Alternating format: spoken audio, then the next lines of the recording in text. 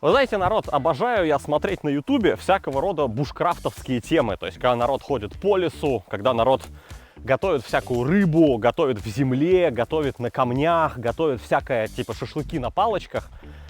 Но каждый раз, когда я это смотрю, у меня немножечко бомбит, когда люди косячат. То есть, смотрите, люди обычно выходят в лес. В лесу, кстати, снимать адски тяжело, поэтому я не люблю снимать в лесу, потому что нужно где помыть руки, там тарелочки для нарезки, все это нужно тащить с собой, выезжать на тачке, то есть все это не очень удобно. Но фишка не в этом. Люди обычно снимают очень красиво, но по факту можно сделать сильно проще, либо они в чем-то косячат. Например, что касается приготовления гигантских кусков мяса в земле, люди снимают бешеный отличный видос, да, например, потом достают кусок мяса, и ты хочешь сказать: мужик, отрежь мясо пополам, давай посмотрим, какое оно сырое внутри. Вот. Но люди этого не делают. Или, например, люди приготавливают рыбу, они берут эту рыбу, там, обкладывают ее каким-нибудь папоротником, надевают на палочки, а потом кладут на огонь.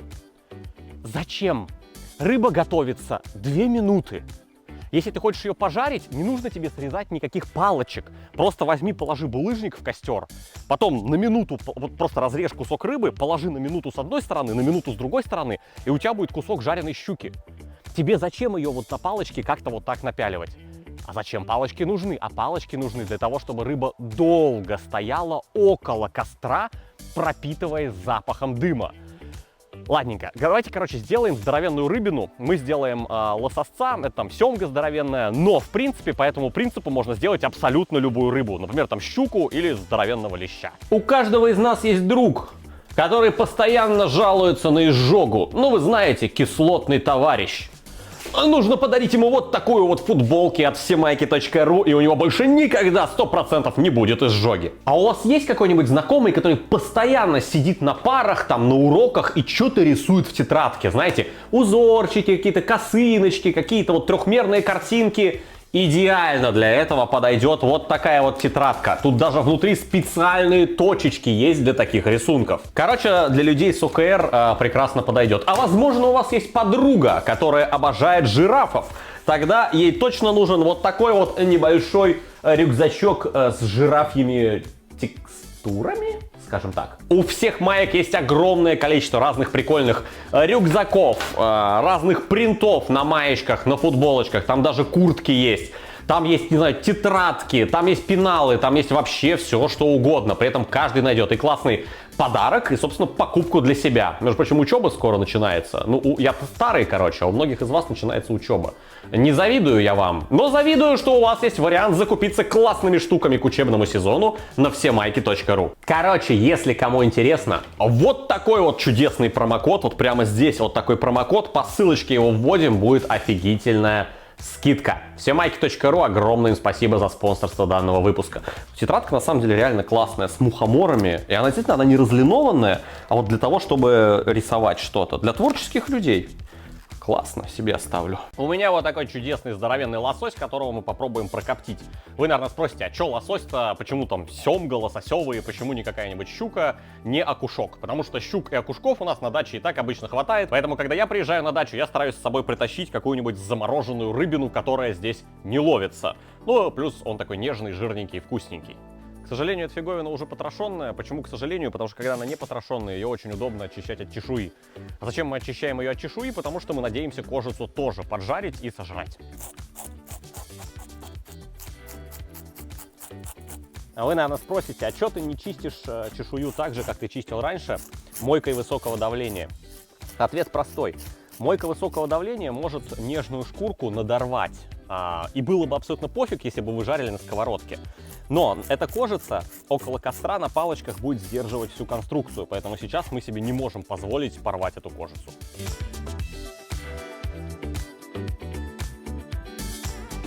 Жбан нам не особо нужен, поэтому подрезаем его вот так, собственно, и отчекрыживаем.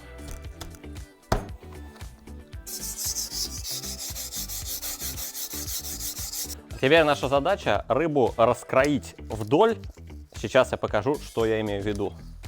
Расслаиваем ее до самого хвоста, открываем и видим позвоночник и самые крупные реберные кости. Вот, короче, позвоночник. А вот идут вот до сюда, видите, вот до сюда доходят толстые такие, толстые косточки. Вот они, видите, вот они. Вот они. И нужно их, собственно, срезать. Делаем посередке филе. Вот такой надрез. Немножечко мяса сдвигаем. И мы видим, во-первых, вот эти кости, смотрите, которые вот так вынимаются. И сейчас сможем, сейчас сможем вынуть позвоночник. То есть вот, видите, вот эти кости. И зачастую можно просто подчекрыживать вот так ноготком, видите, оп, оп, оп, оп. И вот у нас вот такая вот стойка с костями. И тут еще дальше они есть. Вот так. И с этой стороны тоже. Вот так. Отлично. Теперь под ними подрезаем вот туда внутрь. Стараясь их... О, еще чуть замороженный даже у нас лососец. Стараясь вытащить вот этот, собственно, позвоночник. И теперь я могу вот так вот позвоночник, смотрите, вот он, просто постепенно подрезая, просто вынимать. Видите, замороженный еще. Ну и, собственно, вот эту вот всю штуку, костылявейшую вот эту вот, просто до самого конца вынимаем. Получается вот такая распластанная штуковина. Ну, можно хвост до конца дорезать, чтобы совсем распластано было. Ну и всякого рода вот эти вот плавняки. Плавняки нам тоже не особо нужны. Их тоже можно срезать. Плавняк. Плавняк. Но эти я оставлю, чтобы сохранить целостность. Вот зацените, какая площадь шкуры. Ну и, само собой, какая плотность и площадь мяса. Теперь дело не хитрое, нам нужно, собственно, добыть палочек. Нам нужно, чтобы они были не такие толстые, чтобы полностью порвали наше филе, но и не такие тоненькие, чтобы все обвалилось. Короче, смотрите. Видим какой-нибудь куст и смотрим, откуда начинается нужная нам толщина. Когда мы снимем кору, ну вот здесь небольшой мизинчик, это то, что нам надо. Просто бэм, вот так. Ну и, собственно, бэм, вот такая вот палочка. Ну, таких нужно штук 6. Не нужно мне, пожалуйста, в комментах писать, что я уничтожаю какой-то ценный лес, потому что этот подлесок на болоте все равно нужно срезать. Вот. Закорим их потом уже, не стоя в лесу.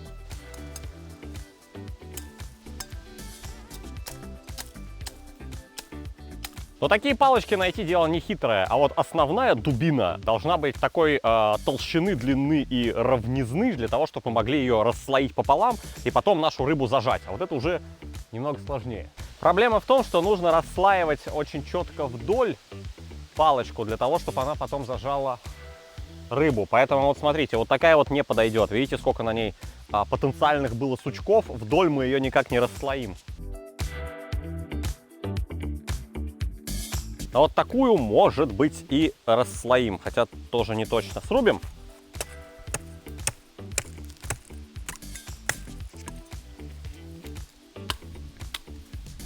Находим ровнёхонько центр и пытаемся расслоить. Я делаю это прямо в лесу, потому что, возможно, не получится, придется искать еще одну. Так.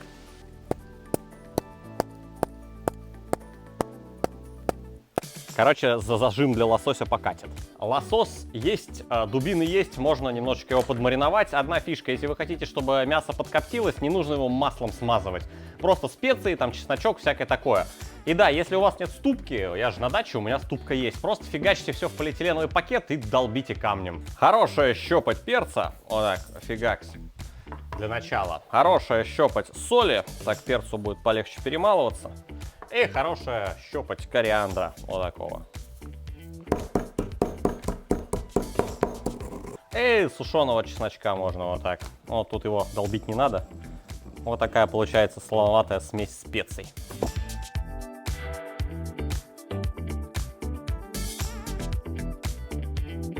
Палками протыкаем в нескольких местах. Протыкаем. И протыкаем в другую сторону. Так, пошло. Так, сейчас. Фигакс. И тут можно сделать вот так. Бэм. Протыкаем. И вот тут тоже. Вот так. Резанем ножом. Протыкаем. Ну, отлично. Шикарно. В принципе, можно вот так ткнуть. Сейчас. Вот так. Ткнуть. Ткнуть. Ткнуть. И теперь пронизываем. Вот так. Теперь. Вот так. Теперь. Вот так. Теперь. Где там? Бэм. Бэм. Бэм. Бэм. А теперь так. Оба-на. И потом практически сразу же. Оба-на. А? Вот фигня. Не срезал сучок. Так, с этой стороны тоже можно присыпать. Можно надрезы сделать с этой стороны, но я выпендриваться с этим не буду. Так вот, берем дубину. Берем дубину. Окей. И вот так все это дело нанизываем в наш расщеп.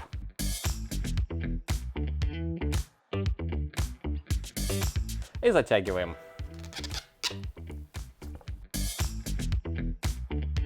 Наверное, понятно, что подкапчивать все это дело на всяких смолистых штуках не нужно. То есть, если у вас есть там яблоня, груша, не знаю, осина, ольха, на самом деле пофиг, то там в походе покатит все что угодно, помимо сосны и елки.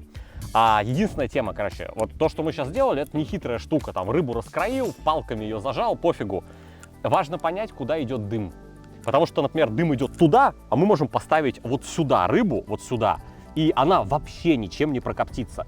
При этом, если ветродув меняется в другую сторону, роза ветров там за пару часов, то рыбу нужно срочно переставлять. Она все время должна обфигачиваться дымом. Потому что многие просто такие: я ее покручу, она обжарилась. Ну, блин, обжарь ее на камне. Зачем тогда вся эта свистопляска? У нас дым вроде идет сюда, поэтому берем лопату и забиваем.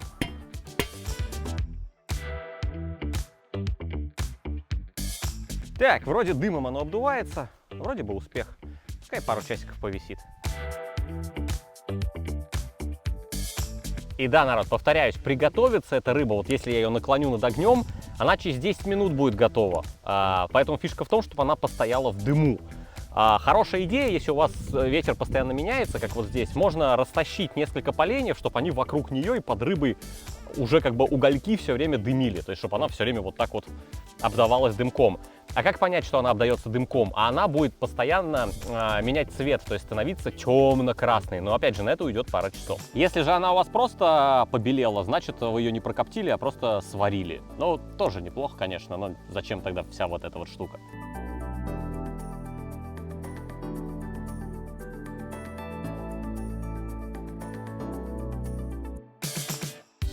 Что касается вот этой вот чудесной свечки, никогда на ней не готовил. Но давайте к рыбке обжарим лучок, помидорки, посмотрим, туда кинем, я не знаю, кусочек парафина и посмотрим, как это дело все будет гореть. Я на 2/3 прорезал туда вниз. Честно, ни разу не поджигал такие штуки, надо затестить. Короче, мы сделаем такую клевую штуку, я не помню, как она называется, напомнят в комментах. Что-то там свеча, то ли римская свеча, то ли что-то. Для этого нужно просто взять чурбак, у нас здесь в подлеске остались бревнышки, и сделать в нем несколько пропилов. Будьте внимательны, народ, когда вы работаете с бензопилой, нужно обязательно одевать спецоборудование. То есть, например, вот такие вот защитные специальные кроксы.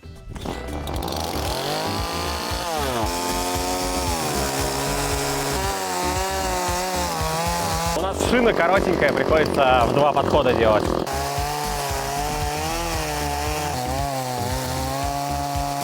Я не знаю, 4 пропилов хватит или еще сделаем? Давай еще сделаем. Я первый раз такую свечку делаю.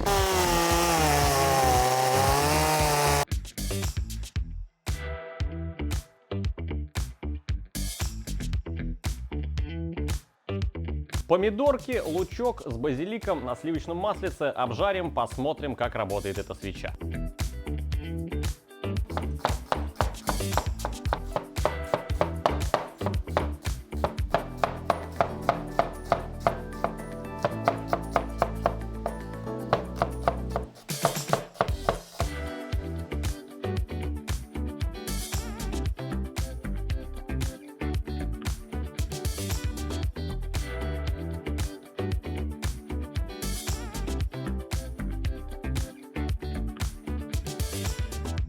Сразу сыпану все в сковородочку, чтобы уже со сковородочкой пойти к нашей свечке.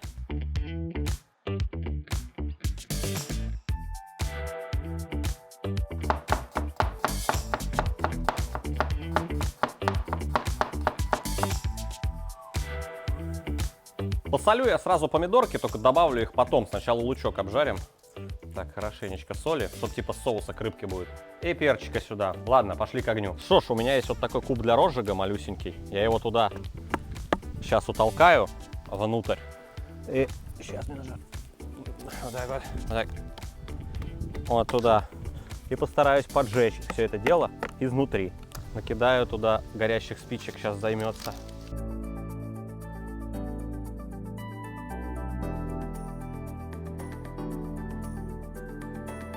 Сбоку мы поставили еще один маленький костерок. Почему? Потому что мы хотим ускорить процесс копчения. Небо затягивается. Вот, прошел уже час или минут 40. И второе, очень сильный ветер влево-вправо, влево-вправо. То есть он то туда дует, то туда. Вот два костра все это дело перекрывают. Вот, то есть рыба всегда у нас в дыму. Кстати, по поводу свечи. С ней все в порядке. Пламя идет, но я понял, почему они делают эти свечи выше, чтобы поддув был сильнее, чтобы была тяга лучше. Но, в принципе, жарить на этом можно вполне себе, кстати.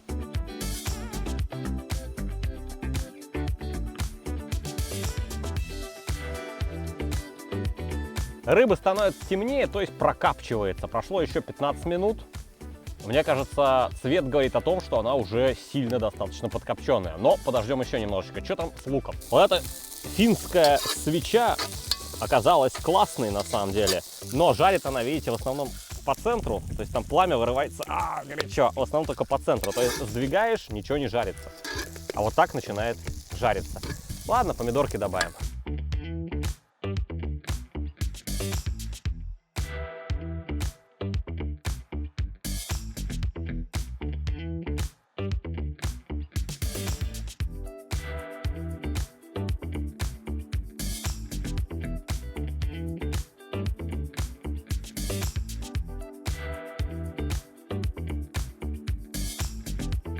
Так, ну, мне кажется, тут все готово. Давайте посмотрим, насколько свеча прогорела. На самом деле, за полчасика не так уж и много она прогорела. И огонь фигачит. Клевая штука, кстати. Но ее выше надо было бы делать. Было бы удобнее. Кстати, пень такой клевый, что мы решили, зачем он будет дотлевать. Мы его замотали в фольгу. Может, завтра на нем еще что-нибудь приготовим. Зачем такому пню пропадать, тем более, что он уже разгорелся и уже высох совсем изнутри. А рыба, собственно, подкоптилась. Ну, уже совсем скоро ливанет. То есть где-то час 40, может, 2 часа она стояла. И вот внизу она совсем янтарная стала. Ну, она чуть теплая. То есть сейчас она все еще сырая. Ну, как сказать, сырая. Она подкоптилась и начала готовиться. Но очень мягенькая.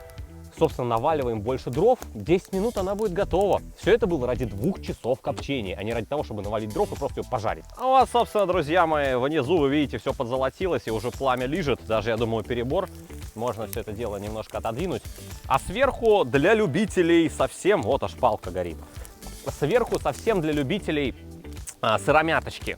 Но у нас немного таких любителей, поэтому она уже вся прокоптилась. Делаем следующее. Вынимаем ее, вынимаем. И можно подержать вот так буквально минуточку, другую. Все будет готово. А подкоптиться она уже подкоптилась. Хотя это уже 50 раз повторил. Зачем я повторю 51 раз?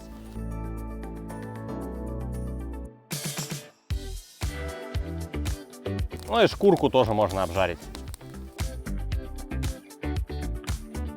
Главное, вертайте аккуратно. Потому что она ультра нежная.